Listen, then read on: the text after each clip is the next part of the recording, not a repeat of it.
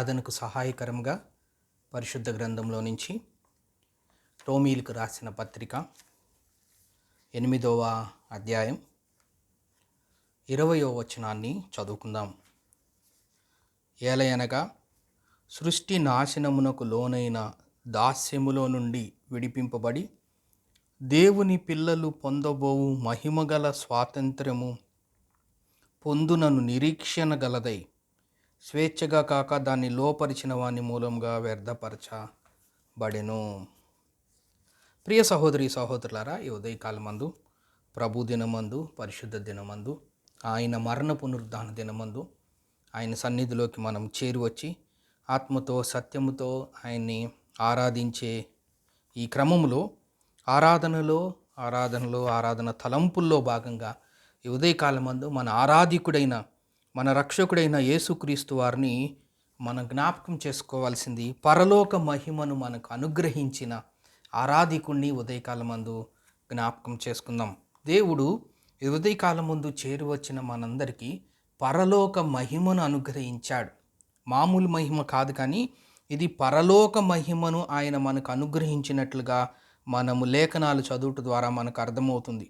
దేవుని పిల్లలు పొందబోవు మహిమగల స్వాతంత్రము పొందునను నిరీక్షణ అనే మాటను మనం చూస్తూ ఉన్నాం. దేవుని పిల్లలు పొందబోవు మహిమగల ఆ స్వాతంత్రం, దేవుడు పరలోక మహిమను మనకు అనుగ్రహించాడు. ఈ ఉదయకాలమందు ఆయన సన్నిధిలోకి చేరువచ్చిన మనము మన ఆరాధికుడు ఏ విధంగా ఉన్నాడంటే ఆయన మనకి పరలోక మహిమను అనుగ్రహించాడు. అసలు ఆయనే మహిమా స్వరూపి అని మనము లేఖనాల్లో మనం జ్ఞాపకం చేసుకుంటూ ఉన్నాం. ఆయన మహిమా స్వరూపి, ఆయన స్వరూపాలు అనేకం ఉన్నాయి. ఆయన యొక్క వస్త్రాలు, ఆయన కళ్ళు, ఆయన నేత్రాలు, ఆయన పైనుంచి కింద వరకు వేసుకున్న నిలువుటంగి, ఇవన్నీ మనం చూసినట్లయితే యెషయా గ్రంథంలో ఆయన సింహాసనం మీద ఆసీనుడై ఉన్న క్రమంలో కేరుబులు సెరుపులు ఆయన మహిమను చూడలేక ఉన్న ఆ స్థితిని చూసిన, పరలోక పట్టణంలో ప్రకటన గ్రంథంలో భక్తుడైన ఆయన 7 దీపస్తంభముల మధ్య సంచరించుచున్న యేసుక్రీస్తును చూచినప్పుడు చచ్చిన స్థితిలో ఉన్న ఈ స్థితి, ఇవన్నీ మనము జ్ఞాపకం చేసుకుంటే సమీపింపరాని తేజస్సులో ఆయన మాత్రమే వసించగల అమరత్వం కలిగిన మహిమోన్నతమైన తేజోమయమైన ఎవరూ చూడలేనంత మహిమగల ప్రదేశంలో ఉన్న ఆయన మహిమను ఆయన దగ్గరే ఉంచుకోకుండా ఆ మహిమను మనకు కూడా అనుగ్రహించాడు. ఏంటి అంటే ఆ మహిమకు మనం పెట్టుకున్న పేరు పరలోక మహిమ. ఈ ఉదయకాలమందు పరలోక మహిమను అనుగ్రహించాడు కాబట్టి ఆయన సన్నిధిలోకి వచ్చి ఆయన శరీరానికి సాదృశ్యంగా ఉన్న ఆ రొట్టె దగ్గర, ఆయన రక్తానికి సాదృశ్యంగా ఉన్న ఆ పాత్ర దగ్గర మనందరము చేరి వచ్చి మన జీవితాల్లో పరలోక మహిమను అనుగ్రహించిన ఆ మహిమా స్వరూపిని జ్ఞాపకం చేసుకొని హృదయపూర్వకంగా ఆయన్ని ఆరాధించటానికి చేరువచ్చాం. కాబట్టి ఆయన బల్లలో పాలు పొందిపోయే ముందు మనల్ని మనం పరీక్షించేసుకుంటే పరలోక మహిమను అనుగ్రహించడానికి ఆయన ఏమేం పనులు చేశాడో ఒకసారి మనం జ్ఞాపకం చేసుకోవాల్సిన అవసరత ఎంతైనా ఉంది. ఒక మాటను మనం చూసినట్లయితే ఇక్కడే రోమీయులకు రాసిన పత్రిక 3వ అధ్యాయం 23వ వచనాన్ని చదువుకుందాం. ఏ భేదము లేదు, అందరూ పాపము చేసి దేవుడు అనుగ్రహించు మహిమను పొందలేకపోతున్నారు. మానవుని యొక్క పరిస్థితి, మానవుని యొక్క స్థితిని మనం జ్ఞాపకం చేసుకుంటే ఈ ఉదయకాలం ముందు ఆరాధనకి చేరువచ్చిన మనము ఆరాధించటానికి మన ఆరాధికుడిలో ఉన్న గొప్ప శ్రేష్టమైన లక్షణాలు, మన జీవితంలో ఆయన చేసిన మేలును జ్ఞాపకం చేసుకొని ఆరాధించటానికి చేరువచ్చిన మనందరి ఒకప్పుడు జీవితం ఏ భేదము లేదు, భాషా భేదం లేదు, ప్రాంతీయ భేదం లేదు, వర్గ భేదం లేదు, చదువుకున్నాడు లేదా అని భేదం లేదు, కలర్ భేదం లేదు, ఏ భేదము లేదు. అందరూ పాపం చేశారు. ఆనాడు మొదటి మానవుడు నీ దేవుడు సృష్టించాడు. సమస్తము కలుగుగాక అంటే సమస్తము కలిగింది. ఆయన మాటలో ఎంత మహిమ ఉందో, ఆకాశమా కలుగునుగాక అంటే ఆయన మహిమను బట్టి ఆకాశం కలిగింది. సూర్య చంద్ర నక్షత్రములు కలుగుగాక అంటే ఆయనకున్న మహిమా శక్తిని బట్టి అవన్నీ కలిగి ఉన్నాయి. వాటిని మనం చూసి అక్కడే 8 కీర్తనల్లో కూడా నీవు కలుగు చేసిన సూర్య చంద్ర నక్షత్రములను నేను చూడగా అవి నా కన్నులకు నాకు ఆశ్చర్యము కలుగు చేస్తుంది, అలాగే నాకు భయం వేస్తుందని ఒక భక్తుడు కీర్తనలో రాస్తూ ఆయన చెప్తూ ఉన్నారు.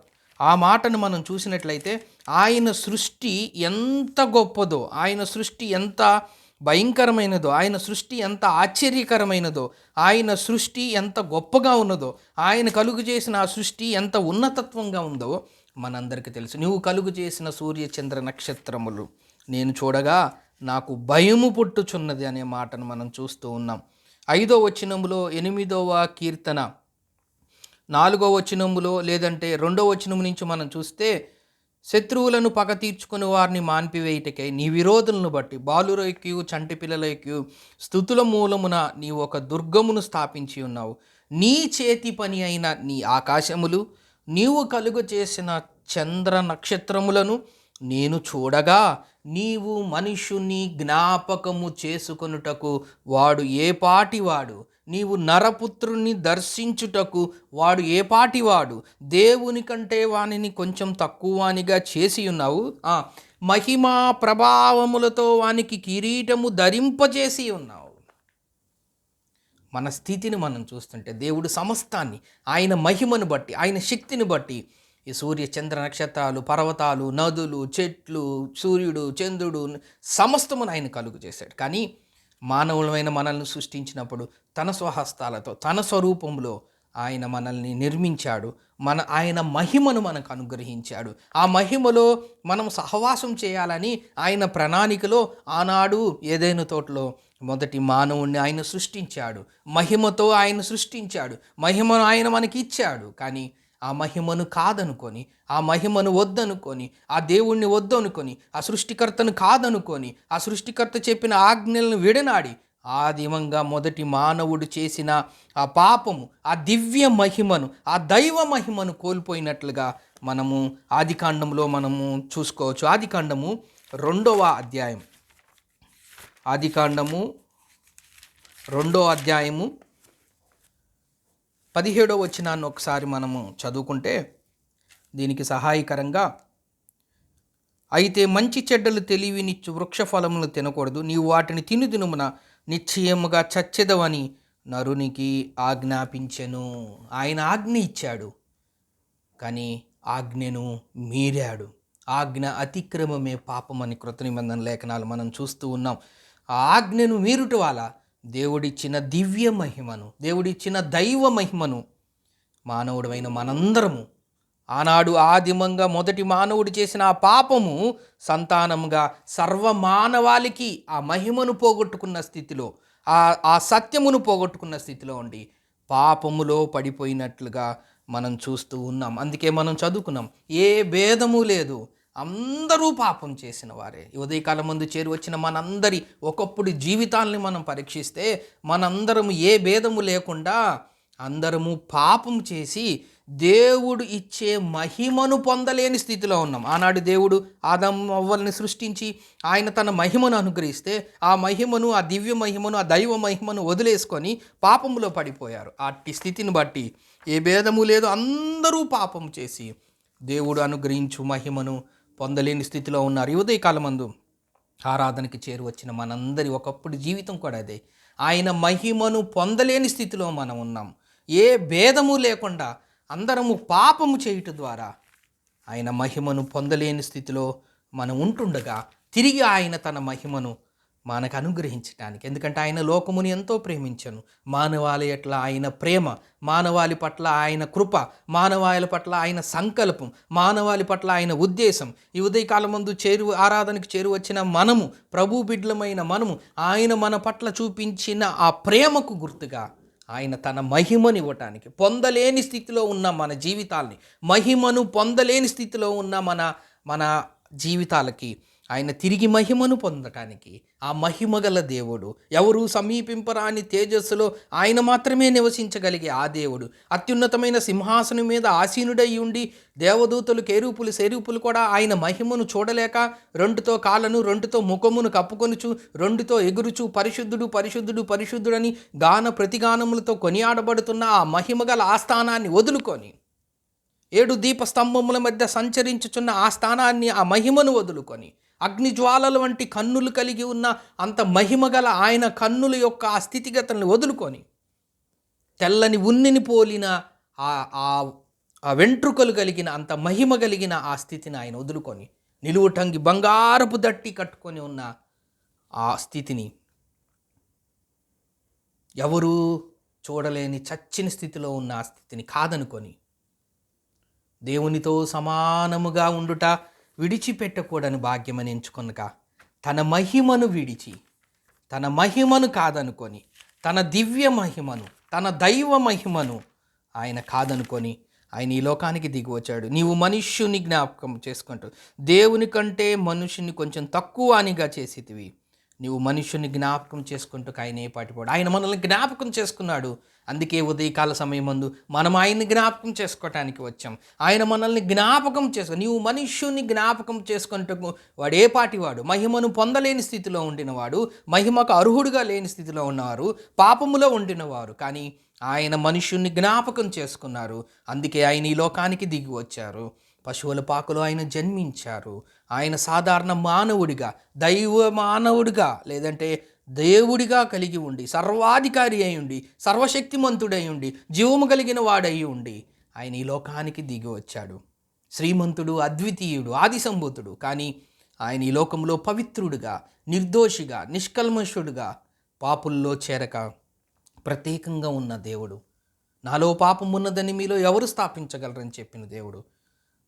పాపముంటే మహిమను పొందలేము. కాబట్టి ఆ పాపమును తీసివేయటానికి ఎలయనగా ఎడ్ల యొక్కయు మేకల యొక్కయు రక్తం వలన మనకు విమోచన కలగదు. మన నీతి క్రియలు అన్నీ మురికి గుడ్డ వలె ఉన్నాయి. మన ఈ లోకములో ఏ కార్యం చేసినా ఆ పాపము నుంచి విడుదల పొందలేని స్థితిలో, మహిమను పొందుకోలేని స్థితిలో మనం ఉంటుండగా ఆయన ఒక్కడే పరిశుద్ధమైన దేవుడు, పరిశుద్ధమైన రక్తం కార్చగలిగిన దేవుడు. కాబట్టి ఆ రక్తం అవసరమై ఉంటుండగా ఆ పరిశుద్ధమైన దేవుడి పరిశుద్ధుడిగా ఈ లోకానికి దిగివచ్చి పరిశుద్ధుడిగా ఈ లోకంలో జీవించి ఆయన కలువరి సిలువలో తన ప్రాణాన్ని అర్పించాడు. ఎంతగా ఆయన ప్రేమ మన పట్ల, ఆయన మనల్ని ఎంతగా జ్ఞాపకం చేసుకున్నాడు. మనం చదువుకున్న మాట, నీవు మనుష్యుని జ్ఞాపకం చేసుకున్నటకు వాడు ఏ పాటి వాడు, ఎంతటి వారం మనం. అలాంటి మన కోసం ఆయన కలువరి సిలువకు ఆయన తన్ను తాను అప్పగించుకున్నాడు. ఆయన శక్తి మనకు తెలిసిందే. ఆయన దగ్గర ఉన్న దేవదూతలే కొన్ని లక్షల మందిని చంపగల శక్తి. అలాంటి దేవదూతలు కొన్ని కోట్ల మంది దేవదూతలు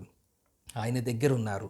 అసలు కలుగుగాక అంటేనే కలిగింది ఈ సృష్టి. మనం ఈ లోకంలో ఒక నిర్మాణం చేయాలంటే అనేక నెలలు, అనేక మనుషులు అవసరం. కానీ ఆయన కలుగుగాక అంటే కలిగింది. అలాంటి శక్తిమంతుడు కలువరి సిలువలో మనందరి కోసం ఆయన వేదన అనుభవించాడు.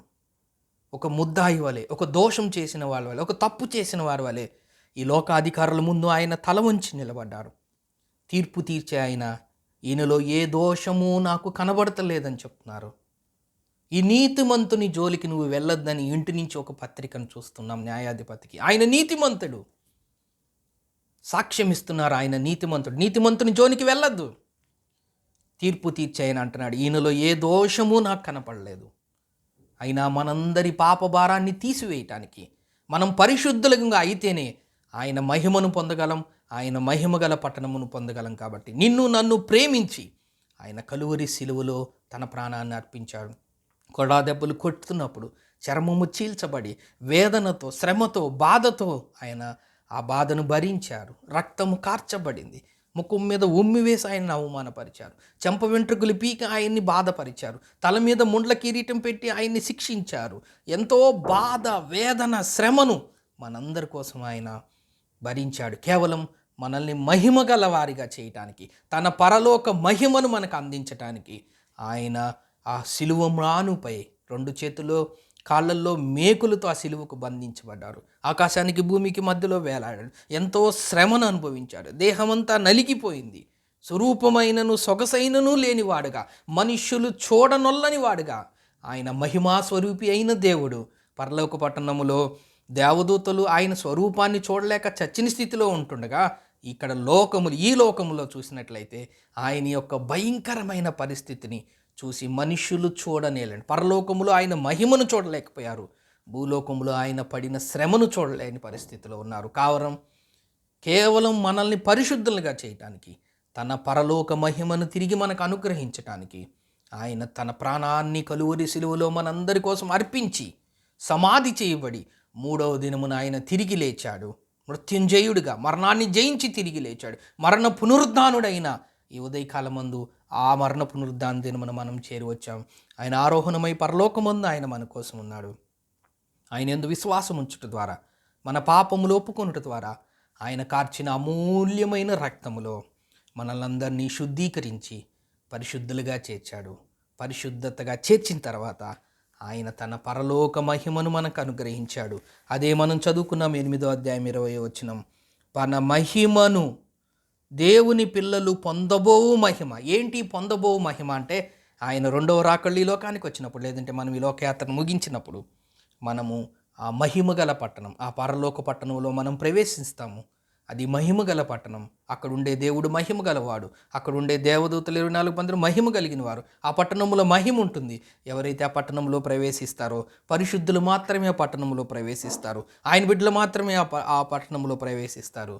ప్రవేశించినమంటే మనం కూడా మహిమ కలిగిన వారంగా, మహిమ దేహమును, మహిమ శరీరమును ధరించుకొని పరలోకములో మనం సదాకాలము ఆ మహిమగల పట్టణంలో, ఆ మహిమగల దేవుని దగ్గర మనము దేవుణ్ణి స్తుతిస్తూ ఆరాధించే అట్టి గొప్ప భాగ్యమును మనకు దేవుడు ఇవ్వబోతున్నాడు అని ఈ మాట సారాంశము. అదే 20వ వచనంలో మనం చదువుకున్నాం. దేవుని పిల్లలు పొందబోవు మహిమగల స్వాతంత్రము మనం పొందబోతున్నాం. దానికి కారణం ఆ మహిమగల దేవుడు మనకు అట్టి పరలోక మహిమను మనకు అనుగ్రహించాడు. కాబట్టి ఉదయకాల సమయమందు ఆయన ఎందుకు ఆరాధనకి చేరువచ్చాం, ఎందుకు ఆయన్ని స్తుతించాలి, ఎందుకు ఆయన్ని గణపరచాలి, ఎందుకు ఆయన్ని మహింపరచాలి, ఎందుకు ఆయన్ని పూజించాలి, ఎందుకు ఆయన్ని మనం ఆరాధించాలంటే, ఏ భేదము లేదు, అందరూ పాపం చేసి దేవుడు అనుగ్రహించి మహిమను పొందలేని స్థితిలో ఉన్న మన జీవితాలని ఆయన మనల్ని జ్ఞాపకం చేసుకున్నాడు. మనుషులను జ్ఞాపకం చేసుకుంటూ వాడే పాటివాడు. ఆయన మనను పరిశుద్ధులుగా చేర్చి తన పరలోక మహిమను ఇవ్వాలని ఆయన ఈ లోకానికి వచ్చి చనిపోయి తిరిగి లేచి ఆరోహణమయ్యాడు. ఇప్పుడు మనకందరికీ పరలోక మహిమను అనుగ్రహించాడు. ఉదయకాలమందు ఆయన బలలో పాలు పొందబోయే ముందు మనందరికీ దేవుడు ఇచ్చిన ఆధిక్యత, పరలోక మహిమను మనకు అనుగ్రహించాడు. కాబట్టి ఆయన మనల్ని జ్ఞాపకం చేసుకున్నాడు. ఈ ఉదయకాల సమయమందు మనము కూడా ఆయనను జ్ఞాపకం చేసుకొని మన జీవితాల్లో ఆయన చేసిన ఆ మేలులను తలపోసుకుంటూ ఆయనకి కృతజ్ఞతాస్తుతులు చెల్లించి, ఆయన గణపరిచి, ఆయన మహింపరిచి, ఆయన ఆరాధించి ఆయన బలలో మనం పాలు పొందుదాం. కొరింథీయులకు రాసిన మొదటి పత్రిక 11వ అధ్యాయం 23వ వచనం నుంచి కొన్ని వచనాలు మనం చదువుకుందాం. నేను మీకు అప్పగించిన దాన్ని ప్రభువు వలన పొంది తిని, ప్రభు అయిన యేసు తాను అప్పగింపబడిన రాత్రి ఒక రొట్టెనెత్తుకొని కృతజ్ఞతాస్తుతులు చెల్లించి దాన్ని విరిచి, ఇది మీ కొరకైన నా శరీరము, నన్ను జ్ఞాపకం చేసుకుంటకే దీన్ని చేయడని చెప్పెను. ఆ ప్రకారమే భోజనమైన పిమ్మట ఆయన పాత్రను ఎత్తుకొని, ఈ పాత్ర నా రక్తం వలనైన క్రొత్త నిబంధన, మీరు దీనిలోనిది త్రాగునప్పుడల్లా నన్ను జ్ఞాపకం చేసుకుంటకై దీన్ని చేయడని చెప్పాను. మీరు ఈ రొట్టెని తిని ఈ పాత్రలోని త్రాగునప్పుడల్లా ప్రభు వచ్చు వరకు ఆయన మరణమును ప్రచురించుదురు. కాబట్టి ఎవడు అయోగ్యంగా ప్రభు యొక్క రొట్టెను తినునో, లేక ఆయన పాత్రలోని త్రాగునో, వాడు ప్రభు యొక్క శరీరమును గూర్చి రక్తమును గూర్చి అపరాధి అగును. కాబట్టి ప్రతి మనుషుడు తన్ను తాను పరీక్షించుకొనవలను. అలాగు చేసి ఆ రొట్టెను తిని ఆ పాత్రలోనిది త్రాగవలను. ప్రభు శరీరం అని వివేచింపక తిని త్రాగువాడు తనకు శిక్షావిధి కలుగుటకే తిని త్రాగుచున్నాడు. ఇందువల్లనే మీలో అనేకులు బలహీనులను, రోగులనై ఉన్నారు. చాలామంది నిద్రించుచున్నారు. అయితే మనల్ని మనమే విమర్శించుకొని నీడల తీర్పు పొందకపోదుము. కాబట్టి ఉదయకాలమందు ఆయన మనల్ని జ్ఞాపకం చేసుకున్నాడు, పరిశుద్ధులుగా చేర్చాడు, తన పరలోక మహిమను మనకు అందిస్తున్నాడు. కాబట్టి మనం కూడా ఆయన మన పట్ల చేసిన మేలును జ్ఞాపకం చేసుకుంటూ మన హృదయపూర్వక కృతజ్ఞతాస్తుతులు ఆయనకి సమర్పించి ఆయన ఆరాధించి ఆయన బలలో పాలు పొందుదాం.